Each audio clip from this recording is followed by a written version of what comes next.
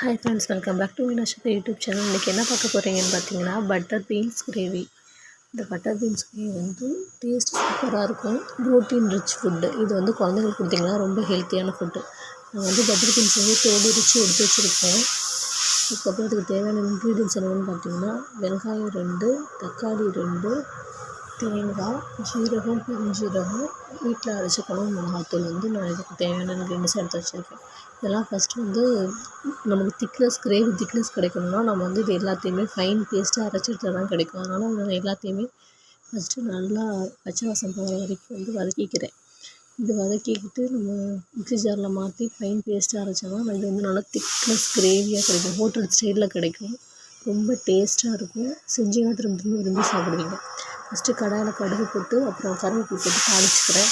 அப்புறம் நான் அரைச்சி வச்சுருக்கேன் பார்த்திங்கன்னா, அந்த பேஸ்ட்டை வந்து ஆட் பண்ணுறேன். இதில் வந்து நான் என்னென்னா வெங்காயம், தக்காளி, தேங்காய், ஜீரகம், பெருஞ்சீரகம் ஆட் பண்ணியிருக்கேன். இதில் ஃபைன் பேஸ்ட்டாக அரைச்சிட்டு இதில் ஆட் பண்ணுறேன். அப்புறம் வந்து வீட்டில் அரைச்ச குழம்பு மிளகாத்தூள் கொஞ்சம் வந்து 2 ஸ்பூன் ஆட் பண்ணுறேன்.